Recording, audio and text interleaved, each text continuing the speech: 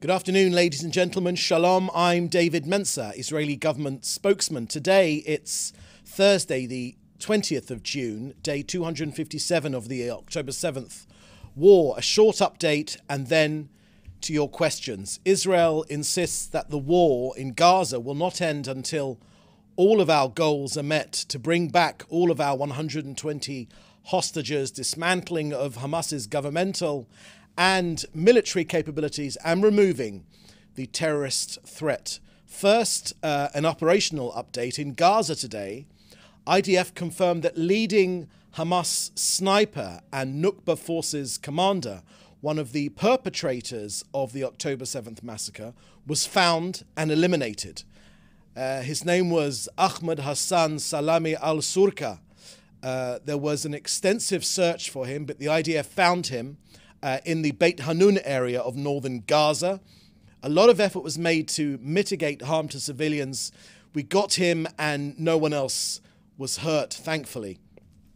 In Rafah, the IDF are moving systematically, precisely, using intelligence through the area. Hundreds of terrorists have already been eliminated. Over the past 24 hours, troops took out terrorists in close quarters encounters and located rocket launchers. Now to the latest from Kogat and their work coordinating aid into Gaza. Yesterday, 285 aid trucks went into Gaza via the Erez and Kerem Shalom crossings. Aid also arrived from Egypt, the Ashdod port here in Israel and elsewhere in Israel.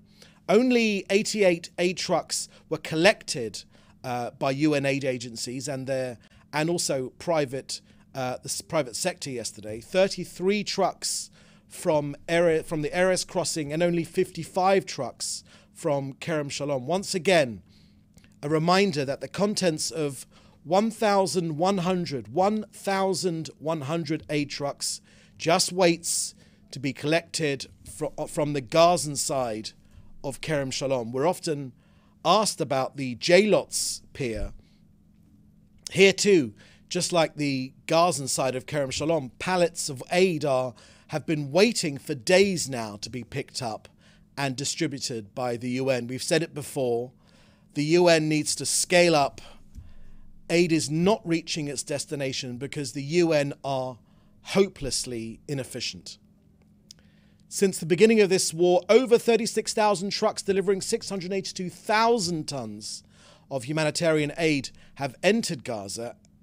Lastly, please do check out Kogat's Twitter feed showing the bustling Deir al-Balah market today in Gaza, full of produce, fresh fruit, vegetables, supplies aplenty. So that's the end of our briefing today. I will now take your questions, which you should put in the chat together with your news outlet. Thank you very much. First question from Joel Pollack at Breitbart News. Did the comments of the IDF spokesman Daniel Hagari about Hamas being impossible to destroy as an idea hurt the overall war effort? Thank you for that question, Joel. No, I don't believe it did. The long-standing convention here in Israel, a parliamentary democracy, is that the elected government set the parameters of everything, and the IDF are, of course, bravely carrying out the will of the elected government, which is what they have done for many, many years now, since the formation of the State of Israel in 1948, and that is what they will continue to do. Secondly, a question from Joel Pollack, also from Breitbart. Senator Bill Hagerty of Tennessee said that the Prime Minister was correct, that the White House had failed to notify Congress of final approval for arms transfers to Israel. Is that what Netanyahu meant in his video? Thank you for that question, Joel. Look, Israel is the US's closest ally. We've got so many shared values in common, security interests in common. Over decades now, Israel has greatly appreciated the US support, especially here since October 7th, even when there are differences. were able to resolve them together between friends. You know, yesterday the Prime Minister met with bipartisan US congressional representatives, where the Prime Minister expressed appreciation for the bipartisan support for Israel, but also said that he hopes that the munitions issue will be resolved very, very soon, will be resolved very, very soon. And the third part of your question, Joel, will the spat over weapons transfers affect the Prime Minister's speech to Congress next month? Thank you for that, Joel. No, I don't believe it will. Next question from Sara Tagliasco from the Jewish news outlet of Rome, Italy, regarding growing anti-Semitism in Europe and North America. Firstly, have any additional measures been adopted for Israelis residing abroad? And secondly, is Israel coordinating with European Jewish communities, institutions, and foreign governments institutions on this matter? Thank you for that question, Sarah. The growing anti-Semitism abroad is, of course, of great concern to the government. All of us know that anti-Semitism is a very light sleeper, the oldest hatred known to mankind, and the explosion of Jew hatred, which there has overtaken so many countries in Europe and in all around the world, in North America and other places as well, is of concern. Regarding Israeli citizens and giving advice to them residing abroad or visiting abroad, the Ministry of Foreign Affairs has a specific area on its website which deals with how Israelis should stay safe when they are abroad to keep out of trouble. The next part of your question was, is Israel coordinating with European Jewish communities, institutions, and foreign governments institutions on this matter? Yes, thank you for that question, Sarah. We are, of course, discussing this matter. There are parts of the Israeli government which is in very close contact with Jewish communities around the world, in the US and in Europe and all around the world, in order to ensure that Jewish people are kept safe and protected from anti-Semitism, which has seen such a dramatic rise, especially in countries like France and other countries as well, which have seen some terrible anti-Semitic acts. You know, Jew hatred, as I mentioned, is the oldest hatred in the world. It is a light sleeper, and we've seen this explosion lately. But we know that the way to face up to Jew hatred is not to hide our identities. It's not to sink back between ever higher walls. It's to wear your Jewishness and have pride in your identity. That's the most important thing to do, to see down these Jew haters. Next question, also a question from Sarah, was in an interview with IDF spokesman Daniel Hagari. He said the business of destroying Hamas, making Hamas disappear, is simply throwing sand in the eyes of the public. Given that this is in contrast with what the government has been saying, what has been the response to the statement? Thank you for that question, Sarah. I don't believe that quote is from Daniel Hagari. I think that's from one of the leaders of Hamas.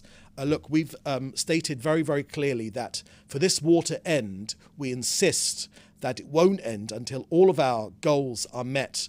That is the return of all of our hostages, dismantling Hamas's governmental and military capabilities, and removing the terrorist threat. And the precise framework proposed by Israel during the negotiations maintains this principle while establishing conditions for the transition between those stages.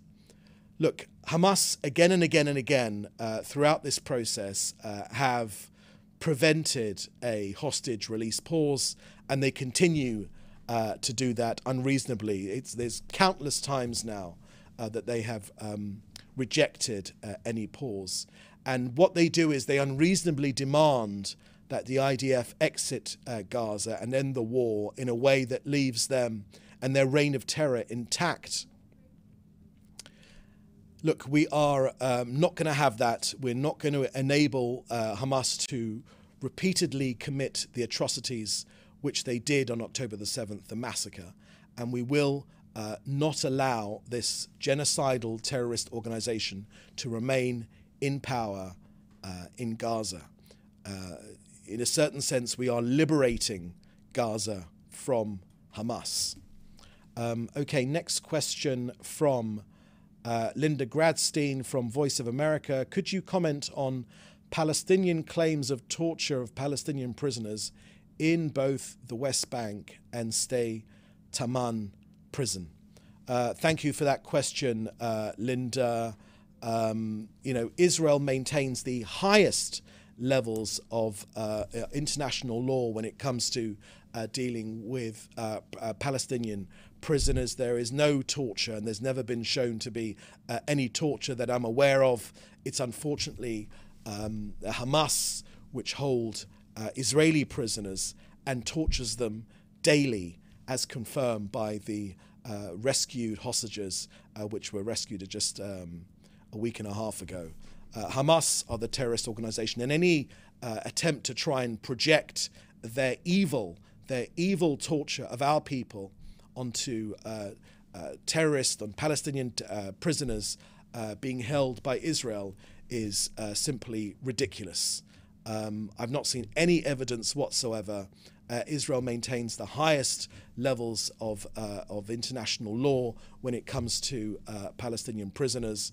The prisoners which Hamas are trying to get out of prison are prisoners who are murderers. They are murderers, like the jihadists of 7/7 in London, like the jihadists of 11th of September in New York and Washington D.C. and elsewhere. They are jihadists. Jihadists, that's what they are. They're after the destruction of Israel, but they're also the destruction of anyone that does not subscribe to their brand of Islamo-fascist jihadism. Thank you. Next question from Hannah Julian from the Jewish Press. There are reports that most, if not all, the Democrat members of Congress plan to boycott Prime Minister Netanyahu's address. So is there any update on the date for that address? And can you respond to the boycott of the joint session by nearly half of the Congress? Thank you for that question, Hannah. I've already in this briefing spoken about the close relationship, the bipartisan relationship between Israel and the United States of America. We have stood side by side, shoulder to shoulder for so many decades now. We are fighting a war for our very existence, When Hamas invaded our borders on October 7th, they sought to destroy this country. When Iran fired their 350 ballistic missiles, suicide drones, projectiles against this country in April, they sought to destroy this country. I think that the bipartisan relationship is extremely important. The date which has been, in terms of the date which has been set for the address, the latest information I have is for the end of July. That's the last information. I haven't seen any changes or any update on that date. But if there are any updates on that date, then we will of course let you know. In terms of in terms of this boycott of a joint session of nearly half of the Congress, I think that's scaremongering. I think that the majority of Americans are on Israel's side. The last statistics I've seen of support for Israel against these genocidal jihadis has been in the region of 70 to 80%. The reason that there is so much support for this country fighting against this genocidal terror organization and these jihadis is because we're on the front line of this terror. If we don't succeed here, then they'll be coming to you soon in the outside world, outside of Israel and further afield. So I simply don't recognize that as being true. That sounds like scaremongering to me. Question from David Clement from the News Forum. Canada has now declared the IRGC as a terrorist organisation. Does the Prime Minister's office have comment on that development? Thank you for that question, David. I haven't seen that in terms of that development in Canada, so forgive me if I've missed that. If that has indeed come to pass, then that is a positive development, because the IRGC is Iran's Revolutionary Guard Council, a terrorist organisation, I think recognised by many countries around the world. Iran, as separate from the Iranian people, Iran is a Islamo-fascist type regime that carries out terrible crimes against its own people. And of course, they have openly declared their desire to wipe this country off the face of the map. We're not going to let that happen. We're standing up to their aggression.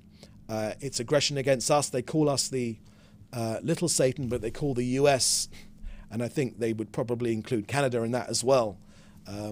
They call the US the big Satan. So if that has indeed come to pass, as you're saying in Canada, again, apologies for I haven't seen that development yet, but if that is indeed the case, then that is a positive development.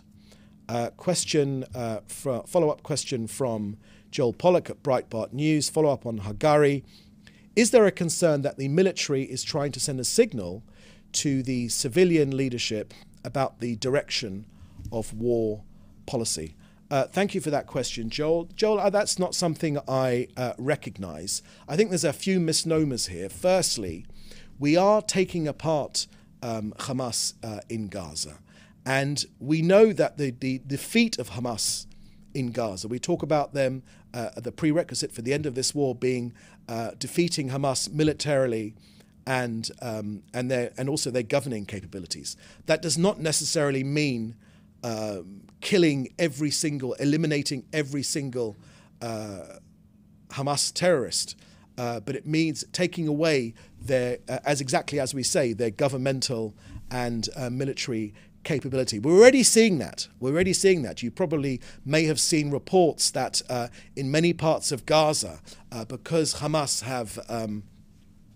are lacking men to fight their genocidal war against us, they've taken to using children. IDF, I've seen reports, IDF are now seeing children, under 18, teenagers, with rocket-propelled grenades now. Now, that is very similar to the closing stages of the Second World War, when Hitler's Nazis also recruited teenagers to don the Nazi uniform and fight the Allies. We're winning in Gaza. We're taking this organization apart. We won't stop until it's done. The idea that Hamas will stay in power in Gaza is a non-starter. We don't see that we have to kill every single... In the same way, in the end of the Second World War, not every single Nazi was eliminated, but the capability of the Nazi regime, military and governing capability, was destroyed, which is why they finally surrendered. We say again, this war could end right now, this afternoon, if Hamas lay down their weapons and release our hostages. It will be over right now. These jihadists, the Hezbollah jihadists, pretend to represent Gazans. They don't. They represent a genocidal jihadism. But we're standing up against it, and we are winning. We are being successful. We're taking them apart.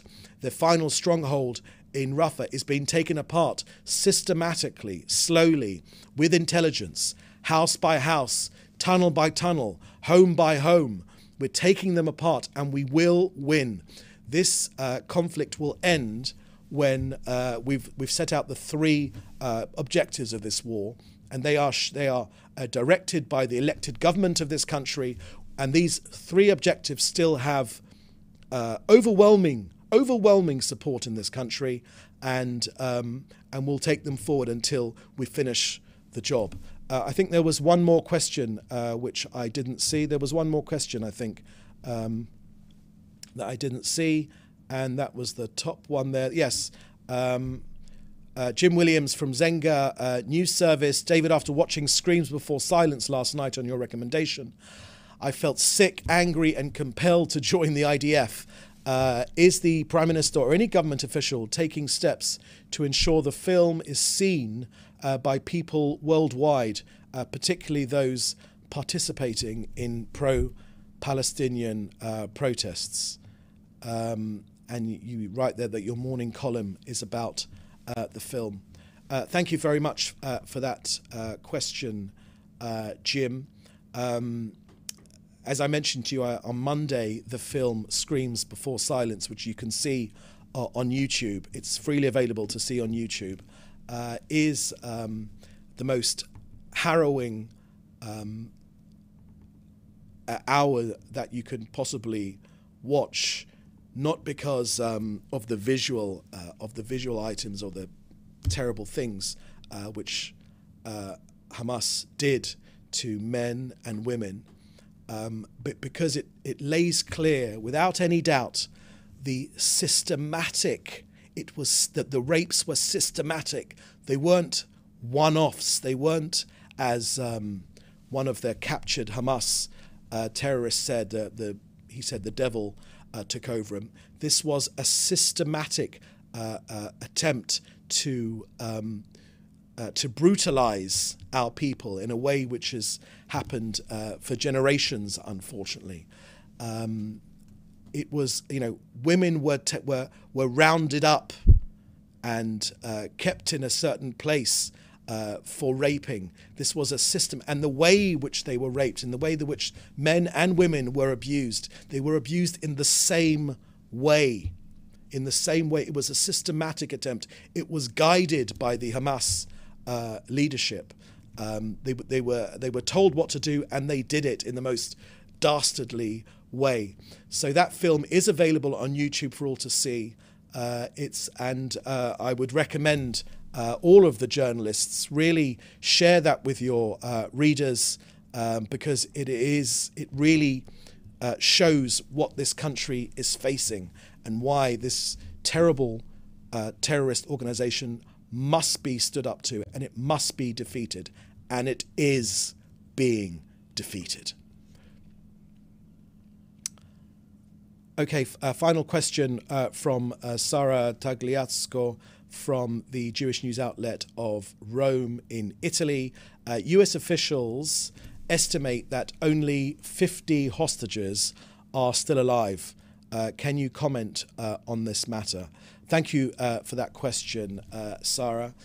We have 120 hostages who we know are in Hamas captivity. Some have been killed already. Some were killed on October the 7th and their bodies taken back to Gaza. Some of those bodies were taken back by UNRWA officials. We've got video of UNRWA officials taking their bodies like trophies back to Gaza. We know that many have been killed since, but many are still alive. Look, this is an extremely, extremely sensitive issue. We are working 24/7 around the clock to get these people home. It's the objective which drives our soldiers in Gaza. It's one of the objectives of this war, but lives literally hang in the balance, so I can't give you any more information about that report, which I think originally appeared in the Wall Street Journal. But I want to tell you that from the government's point of view, that this is our objective 24/7, to bring these people home, and the hostages who are no longer alive to be able to bring their remains home, so that they can have a burial, a Jewish burial, to give them, give their families closure, and to give them the respect which they deserve. So that's the end of our briefing today. That was the last question. Thank you for joining us. Please do stay safe, and the next briefing should be on Monday. Thank you very much.